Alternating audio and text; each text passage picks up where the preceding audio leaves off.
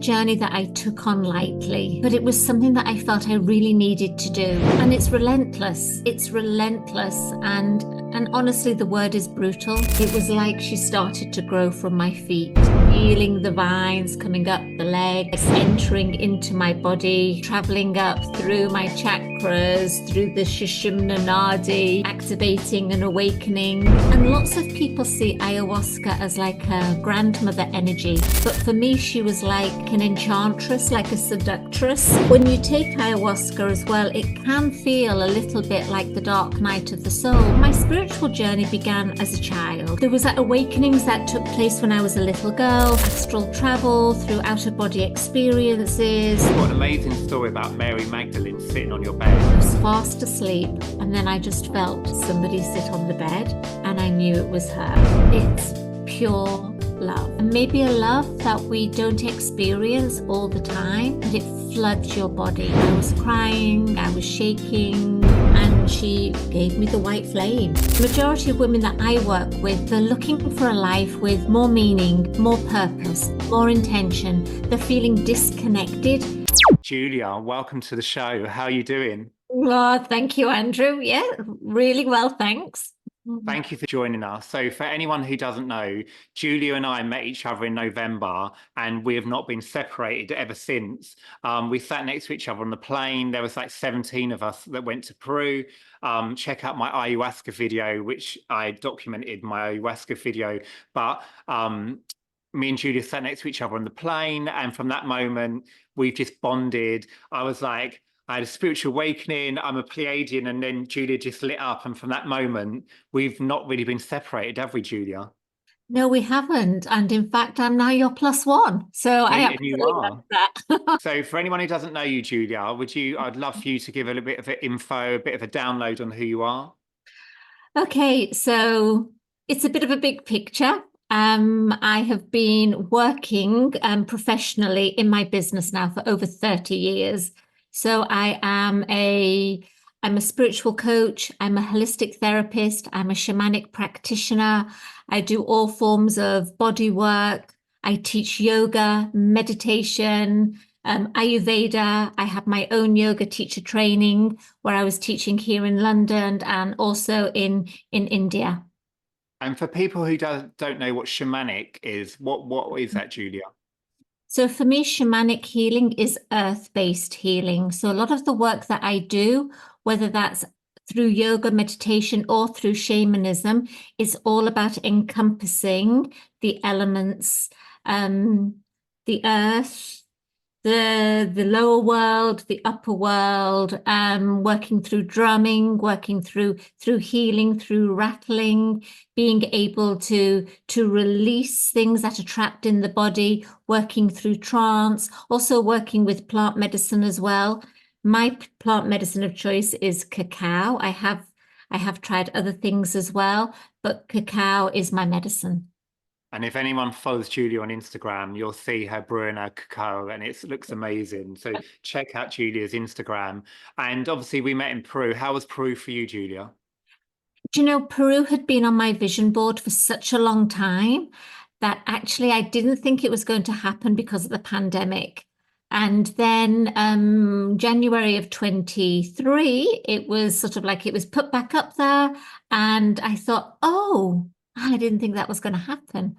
But I feel that, cosmically, the stars aligned us to travel together. So for me, Peru was a dream come true. And I feel as well that I've probably had like quite a few past lives in South America. So being able to walk the Inca Trail, to climb Machu Picchu, to, be in the Amazon, to experience the land and the energy was just truly transformative. And for me, like the highlights of Peru was like when we was in the Amazon forest and we went trekking and fed the monkeys, which was amazing. But also Machu Picchu was like stunning and just feeling the energies there, which obviously we both felt. It was just breathtaking, wasn't it? Yeah, absolutely. I think you enjoyed feeding the monkeys more than what I did. Right, because I am a little monkey, Julia. But Tell us about, obviously, I've shared my ayahuasca experience on a previous episode, but do you want to tell us about your experience? Yeah, okay. So this isn't a journey that I took on lightly, but it was something that I felt I really needed to do. And maybe I had a preconceived idea about what would happen during and after, and that just totally didn't happen. Um, for me, the journey was brutal, and we did it 2 nights in a run. And I did go back and I did do it the second night, but it's not something that I think I would do again.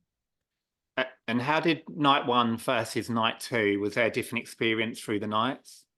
Yeah, I think there was. So first of all, it's about surrendering, isn't it? And allowing the medicine to work. And there's always a little bit of trepidation when we're doing something for the first time, whatever that's going to be. So we were in a hut in the Amazon, and we were on mattresses, and we were like laid out in a circle.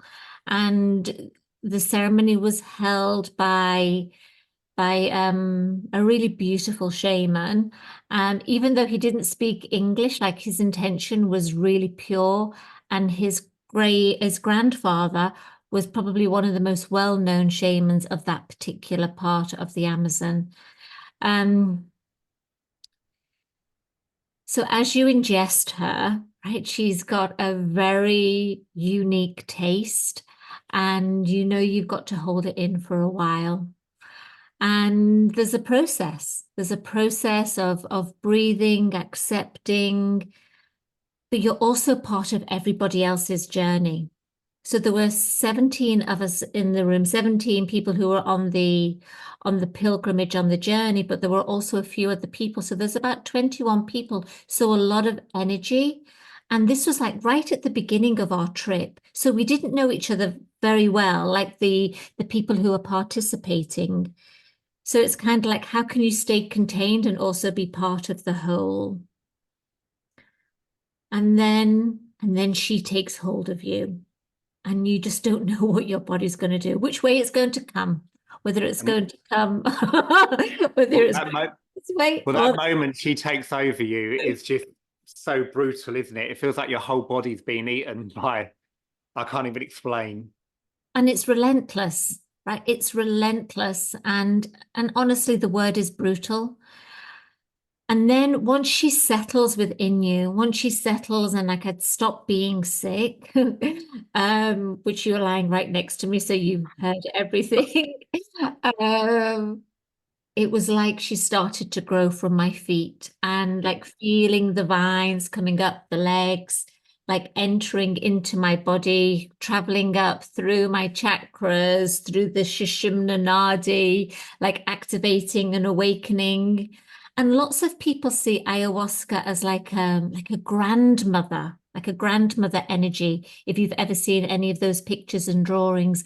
But for me, she was like an enchantress, like a seductress, just sort of like growing and moving and expanding, but being quite coy, like in my mind's eye, right? It went from being like a black void to being like an avatar moment where there were like bursts of light that were taking place.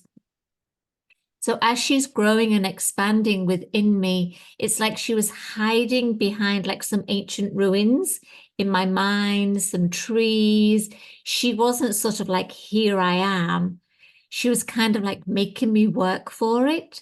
And then I thought that the vomiting had finished, but no, then there was a little bit more that would come.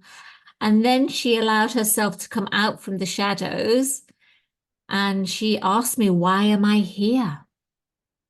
And like in my mind, I was like, this is part of my journey as a shamanka, as a shamanic practitioner. Like I felt the calling. And she told me in no uncertain terms, this is not your medicine. This is not your land. Go home. And I was totally blown away by that. But I understood, right? I understood like that medicine. I understood that message that came through the medicine. And she was working through me, and she was healing, and she was activating me. but she was also preparing me. So she was a catalyst. So that happened in November of last year. She was a catalyst, I believe, to where I am right now. So I didn't receive any like magnificent light bulb moments, or have any like massive visions, but it was like she became part of me on a cellular level. And then once she had left my body, like I slept and it was it. She was gone. So the next day we were all talking about our experiences, and sitting on the mattress on night two was interesting because it's kind of like you know what's going to happen. So the shaman, he walked around and he gave everybody like our little cups, and he was like to me, "You want some more?" And I'm like, "No, no, no, no." He goes, "No, no, some more." I'm like, "No, no, that's fine." And You're giving me PTSD, Julia. oh my God, I'm so sorry. Um, so he was like, he was calling in the spirits, the direction. He was doing like all of the protection work for us. And so you have like a little waste paper bag basket with like a plastic bag over it. And I thought, this is not going to stay down. The lights were still up. He'd hardly finished. And it was just like my body was like releasing. Yeah. And then he said in Spanish, turn the lights out. And then that was it. That was it. Well, also, so your experience said with the sick on the first night, obviously I wasn't sick. And on the second night, obviously I was hoping I wasn't going to be sick, but I had the second night. And on my second night, I actually thought I was having a heart attack. And I know on the first Oh, night, you was having heart chakra oh my blockage as well, which You was just, like, you just reminded me of that. I think I'd buried that trauma. But yeah, absolutely. Like, you feel like, well, I felt like my heart was going to like explode. But then what happens is the heart does open. So for yeah, me, like my heart center, which I felt was really open anyway, but that was just sort of like a cracking of the yeah. sternum and just like a bursting forwards. So I feel like what happened then is actually like the path to where I am today. And also, you saw some galactic friends, Julia, didn't you? You saw the Greys in your visions. Well, I did tell them that they weren't my friends. They were your friends, those Greys, and that they'd landed on the wrong mattress and they just needed to move over one. Well, they did. Well, they didn't come and see me, but they come later in the trip when I got abducted. But that's just a whole new, different story in itself. And how would you compare? I know you've done psilocybin as well. How would you compare psilocybin versus ayahuasca? So I've done psilocybin only twice. To me, that was light and full of vision and full of color and connection, and like the divine was flowing through me, and the energy just felt like so connected and expanded. So that's the medicine of my land. And even though I'd done psilocybin before we went to Peru, I think I was probably expecting like more colors, more visions when we were on ayahuasca. Um, but if I was ever to do plant medicine again, it would be psilocybin. I don't think I would ever do ayahuasca again. Yeah. And have you got any plant medicine journeys coming up, or is it kind of like you feel like you've done that for the time being? Yeah, I've done that. So, part of like my shamanic training, working as a medicine woman as well, I felt like it was important for me to experience that. Yeah, But now I feel whole and I feel complete. yeah, And my morning meditation, my yoga, my breath work practice, my devotional practice, like that keeps me aligned. I'm not looking outside of myself for like any activation or yeah. stimulation, shall we say. Like the cacao that I drink ceremonially, that brings me back in. That brings me back to my heart. That activates my heart. Yeah. And I know that ayahuasca isn't for everyone, but obviously us both being practitioners, I think for me especially, it took me to the darkest of the dark. So you have to travel through that to come back to the light. And that's how you can go really deep with your clients, because if they there, you've already experienced it and you can bring them back to the light. Um, Yeah, absolutely. And you know what? I mean, when you take ayahuasca as well, it can feel a little bit like the dark night of the soul because she showed me some shadows. mm, She showed me work that, that I needed to do on myself. She showed me where, in a way, I felt like I was wounded and broken, but yeah. actually I'm not because I've done so much work on myself. But the work continues, right? Because we know that when we're on this path, it's not about any kind of destination. It's all about the journey. So once you step on the path of spirit, that's it. Destination is when you take your last breath. Destination unknown. Absolutely. And what I love about your journey, so like for example, myself and a few other guests, we had like spontaneous Kundalini activations out the blue, where your spiritual journey's almost been your whole life, which is totally different to what we've seen on the show already. And that's what I love about your journey. Can you tell us how your journey started and what was like the highlights of your journey? Well, like my spiritual journey began as a child. So there was that awakenings that took place when I was a little girl through astral travel, through out of body experiences, through like a sense of like expansion and contraction during my dream time. Um, but then like the moment that I kind of like recognized that I was more than a physical body was when I was standing in the Sistine Chapel and the angels started to sing to me. And I had this massive spiritual activation where it felt like how cold water, freezing cold water was being poured over me. It felt like it was cleansing, purifying, and connecting me. So I was 21. I was 21 when that happened, and I was living in Italy at the time. And then after that contract had finished, I went and I lived in the States for 7 years. I lived in Texas and I lived in New York. So while I was living in Texas, and this is, I'm going to give my age away in a minute, but this is like in the late 21. 21, yeah. So I was in the late 90s. No, it's not. It's mid nine. Oh my gosh, hang on. What was I about? I think it was about 1993. Yeah. And about 1993. So like you would go to a bookstore and there would be like a self-help kind of like area, but it was quite small. Mm. So I started to read as much as I possibly can, like Louise Hay, for example, Course in Miracles, Edgar Casey, all of this work. So I was like devouring that. And that's when I started to investigate things like reflexology. And it was when I moved to New York that I started training as a holistic arts practitioner, I guess you could call it, because what I do is so holistic, all encompassing physically, mentally, emotionally, and spiritually. But while living in New York, back in the 90s, it was an amazing time to be there because whatever you desired felt like it was on the next street corner, on the next street corner. Yeah. I remember being in a chemist and somebody saying to me, "Have you ever heard of the Dead Sea Scrolls? Would you like to come and experience like a reading of the Dead Sea Scrolls?" I had no idea what that was.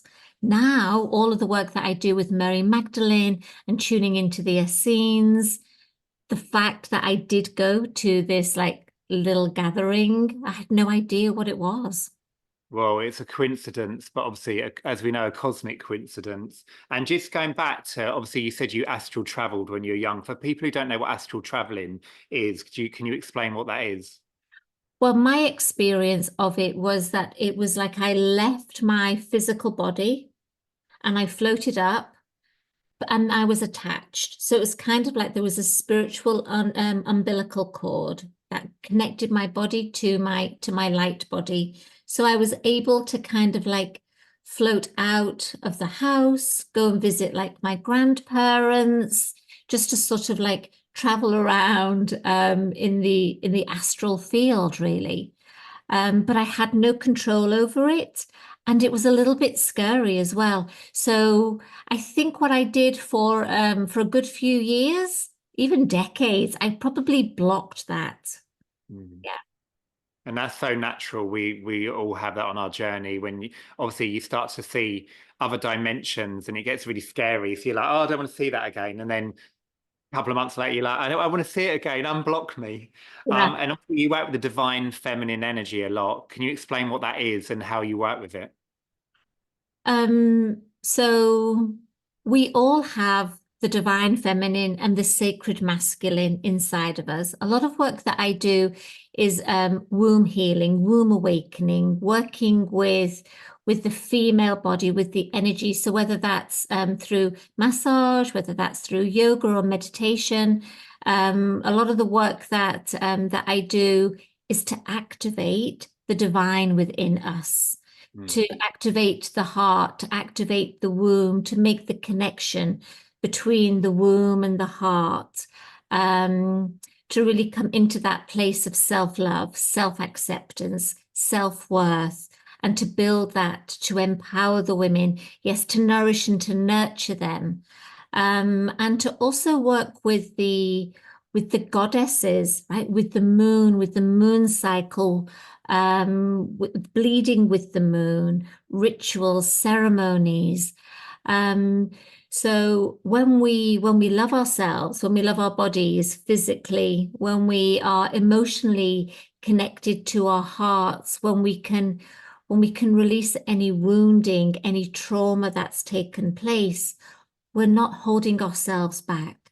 We're able to step forward into our strength with like a courageous heart, to feel empowered, like we deserve to be here, to really honor who we are as divine feminine beings.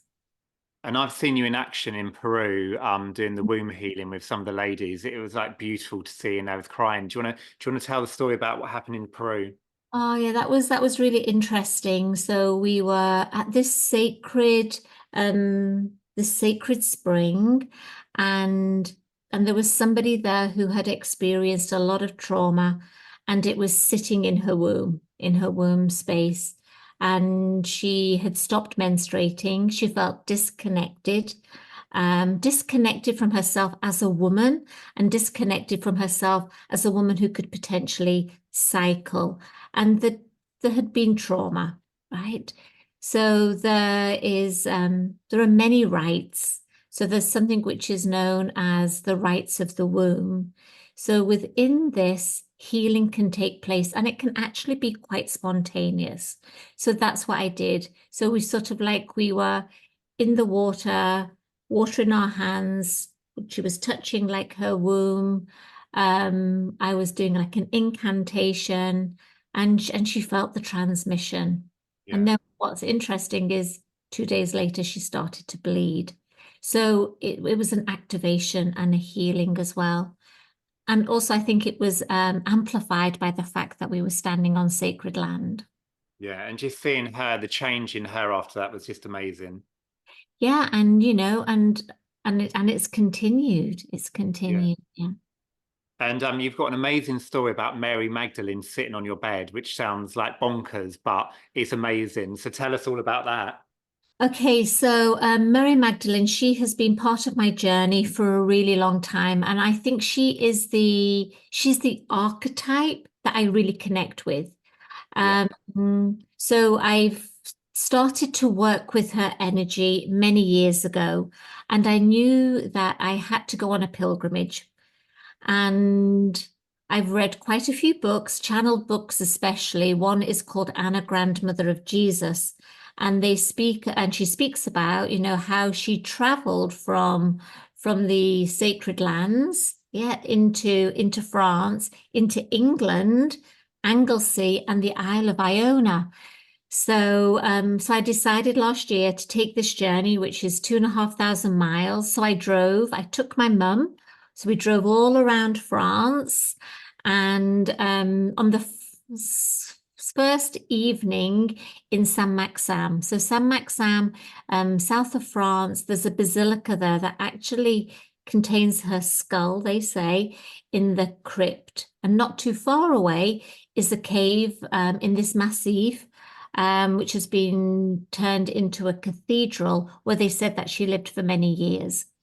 And I think, she was traveling around the south of France, not just staying in one cave. She was traveling along the south of France. And Mum and I were in separate rooms. I was fast asleep, and then I just felt somebody sit on the bed, and I knew it was her. So she appeared. I honestly kept my eyes closed, but I just knew that it was her. And yeah. And how did that feel, like that energy feel? Because I'm not sure I've shared this before on YouTube, but 2 years ago I done San Pedro in Portugal, and Jesus appeared one night above my bed, which was just effing epic. And that love that I felt at that moment, which is probably the same as what you felt. How was it for you? Yeah, that's it. It's pure love. It's pure love. Yeah.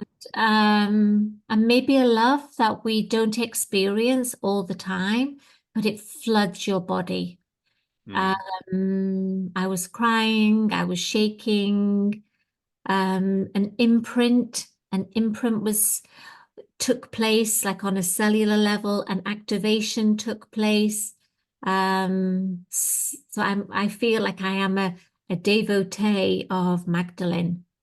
And also she's gave you the white flame as well, hasn't she? But Yep, that was earlier on this year, at the end of my bed. It always happens when I'm in bed, okay? And yes, can you she tell Mary you're my best friend, not hers?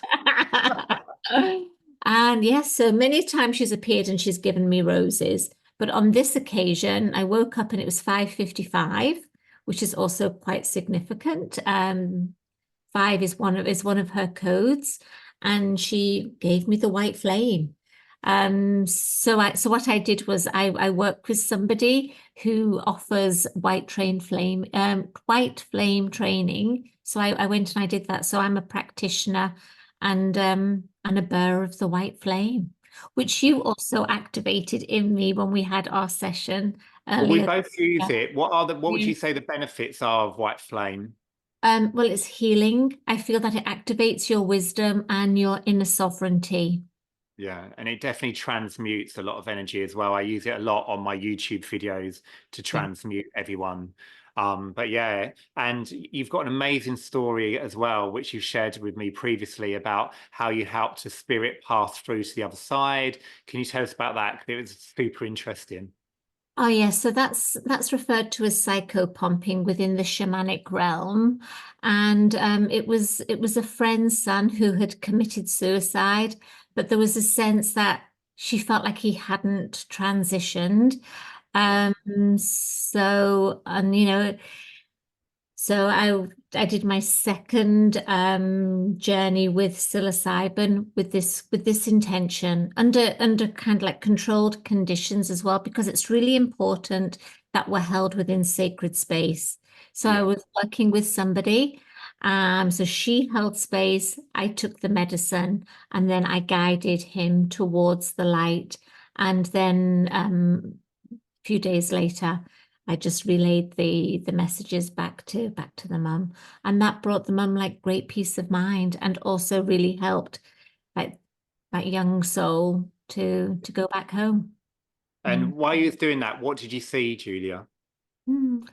So when we're not alone, right? Our ancestors, our guides, you know, there is another realm beyond the physical realm, Yeah. and they wanted him, they wanted to accept him, they wanted him to come home, but he was just a little bit lost in the dark. So it was just an encouraging, a guiding, just to help him, just to actually see the light. And then together we started to dance. It felt like we were dancing and moving.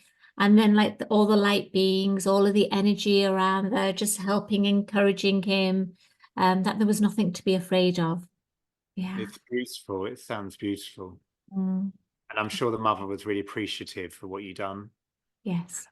And I know that you obviously with your lifelong like practice, how do you stay aligned daily, Julia?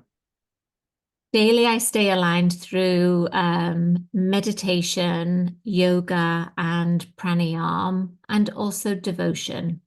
Yeah, But for me, it's key. It's a practice. Yes, so we spoke about that a little bit ago, didn't we? It's not about a journey, like it's a yoga practice, it's a meditation practice. And I've been practicing yoga and meditation for many, many years now. And formally through Deepak Chopra in 2008. And I offer his style of meditation, which is known as primordial sound meditation. So I meditate twice a day, first thing in the morning and then later on in the afternoon for half an hour each time.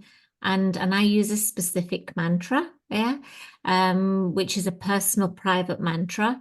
yeah, So I use that to help me to go deeper and deeper and deeper.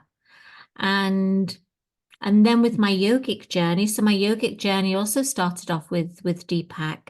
And then I found a teacher in the Himalayas. So I've spent lots of time in an ashram in India as a student and also as a teacher. But what keeps me aligned is that practice. Yes, my guiding light. I can't think of my life without it because it sets the foundation, it sets the tone for the day. yeah. And I know at the end of the podcast, you're going to share your Cave of the Heart Mm. meditation, which is amazing with us. So we're super excited about that. But for anyone who's starting new to meditation and Mm. they're stuck in their mind, what would you suggest they do? Because I know a lot of people, when I say to my clients, oh, you need to meditate, they're like, oh, I don't know how to meditate. So, like, for anyone listening, watching, what would you suggest they do for meditation? Don't take it too seriously, right? Yeah, Make yourself comfortable. You don't have to sit cross-legged. You can meditate on a chair, you can meditate on a sofa. For me, it's really important to keep the spine long, right? So when you're sitting, like the energy can move up and down. It's yeah, known as Shishimna Nadi. So that's kind of like around the area of the spine. And to focus on the breath and just follow the pathway of the breath. Follow the inhale and the exhale. You can meditate while you're walking in nature. You can meditate in your garden. You can yeah, meditate anywhere where it's safe for you to close your eyes. But what's important is to actually guide yourself out of your head, out of your thoughts, into your heart, into your body, and recognizing as well that thoughts are also part of meditation. yeah, No thoughts, flatline. yeah. Yes. So it's about recognizing, oh, I'm thinking thoughts again. And then coming back to the breath, back to the mantra, back to the visualization, whatever it is that you're working on. Yeah, and for me personally, I use Insight Timer. I know you're also have some amazing meditations on there, but do you do like guided yourself, or do you do music or walking? What do you do personally? Oh, personally, I'm in Yeah, silence with my breath and with my mantra. That's yeah, what I do. Okay, but I've been formally trained that yeah, way. I offer guided meditations because that can really help people yeah, to listen to somebody else's voice, to get out of their head, to get into their body, to do some breath work as well. And music as well. Music can also be beneficial for some people. And yeah, then as you go down your journey with meditation, because that's what it is, then there could come a time where you don't need anything external. You just need to close your eyes and go within. yeah. And in your coaching practice, you must obviously, I know you've got a lot of clients. What issues do you see coming up a lot with different people, and what's the solution of how they overcome this? So I work primarily with women, and the main thing that they come with is they're looking for freedom. They're looking for freedom in their life, and what's holding them back are limiting beliefs, limiting decisions, negative emotions, um, that are stopping them from moving forward. So I work on many different levels. So I am a well-being coach. I'm a spiritual and a soulful coach, and I'm also a mindset coach as well. So I weave all of these things together with timeline therapy and also with hypnotherapy. as well as other tools that I've got in my medicine bag, right? Yeah. As people need them, because it's not one size fits all. Like in one-to-one coaching, it really is bespoke. So we go in with like a couple of ideas on what we're going to work on, and then we just see how it evolves. Yeah. Um, And the number one thing I see with my clients is like lack of self-love, like low self-esteem. Is this something that you're seeing with your clients as well? yes, I do. But for me, the majority of women that I work with, they're looking for a life with more meaning, more Yeah. purpose, more intention. They're feeling disconnected. They they know where they are and they have some idea of where they want to be. But there's Yeah. this big space in between. There's this big gap. So I Yeah. help them get clear on their goals and then help them bridge that place from where they are to where they want to be, to live a life of feeling like empowered, authentic, really living their truth, living their dreams, making their dreams a reality, bringing it into the manifest. Yeah, just it must be so good to see their results. Like for me, I just love my clients and just seeing their results. It just blows my mind every day. It's just so rewarding, isn't it? Absolutely. And like coaching comes into so many different aspects of my offerings, even if it's not like coaching. So currently I've got something which is taking place, which is maternal ancestral healing. We've already done the paternal, but like on the group chats, on my one-to-ones with people, it's helping and guiding and coaching them. And Yeah. that's why working holistically is so important.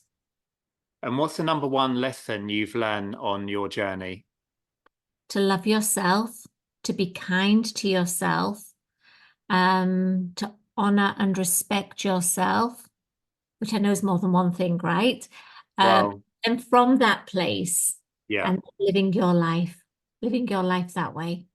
Yeah, and just shining your light and not letting others dim your light, which is something that we really do our best to not let anyone like splat our energy. We try and like send our energy to other people to make them feel good. And I know it's something that you do as well. And the last question before we do the meditation, Julia, what exciting things have you working on at the moment? Okay, so I have a new course which is coming out in September, and that is a blend of coaching and spirituality.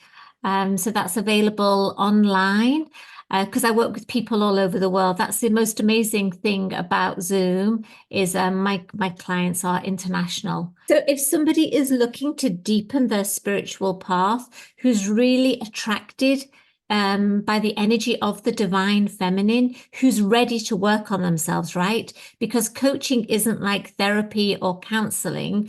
Coaching, you've got to do some work in between. So if you're ready to work on yourself and you're ready to embody the most divine essence of yourself, then yeah, this course is just for you.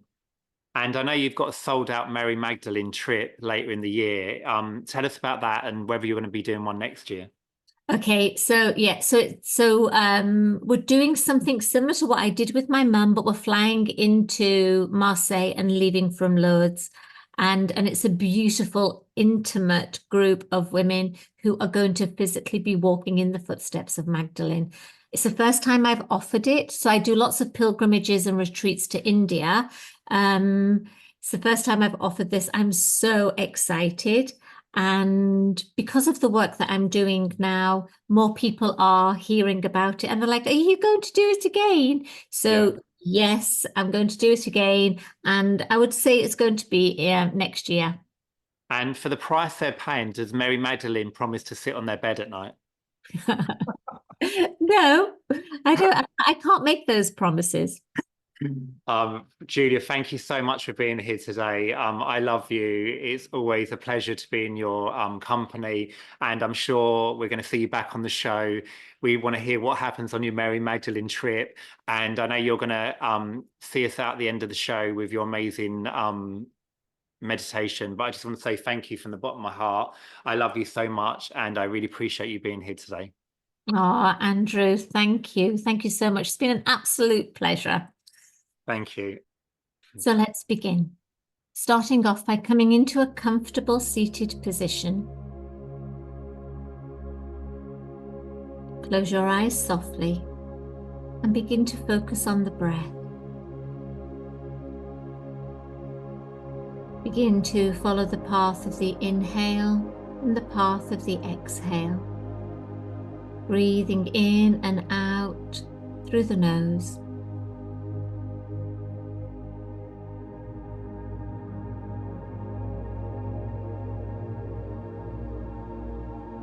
And with each exhalation, just feel yourself sinking down into your roots, connecting and grounding, becoming fully present.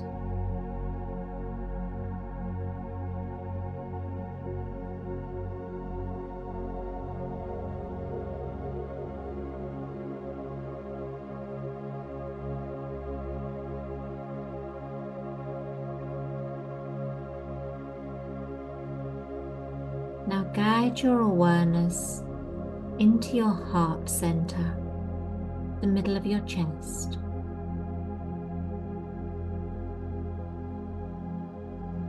Seeing this as that sacred place, the cave of your heart, the place of deep inner knowing, of wisdom, gnosis, and insights.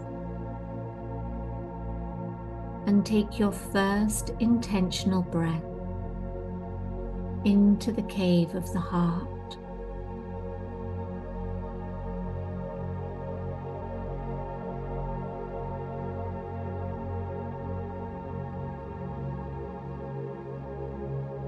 The second intentional breath, ask yourself,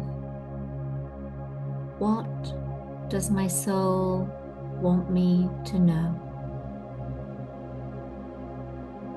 What does my soul want me to know? And breathe here. Full breath in, complete breath out. Repeating the question with effortless ease.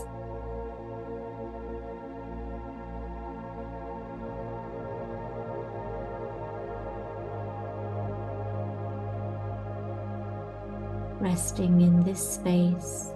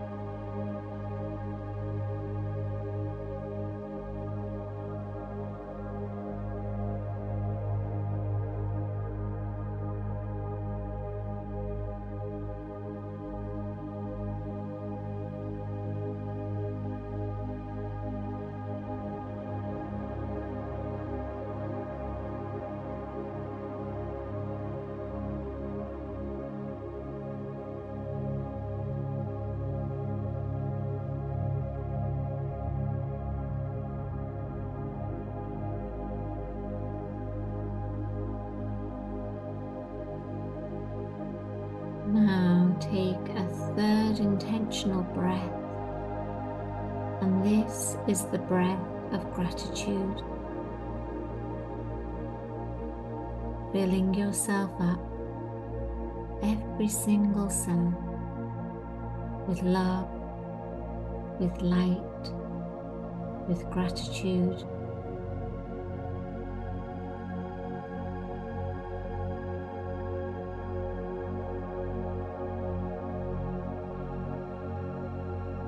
Receiving the insights, the messages from your higher self, from your soul.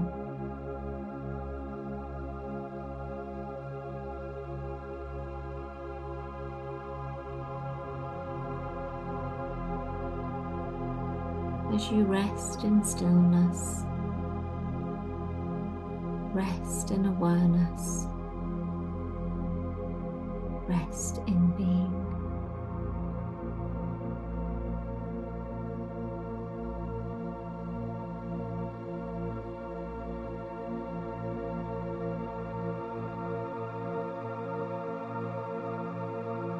And when you're ready, you can slowly bring your awareness back into the room,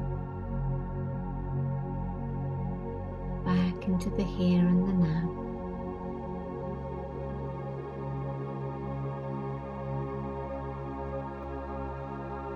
Namaste. Wow, that was amazing. Thank you, Julia. I've got chills. Thank you so much. Oh, you're welcome. Thank you.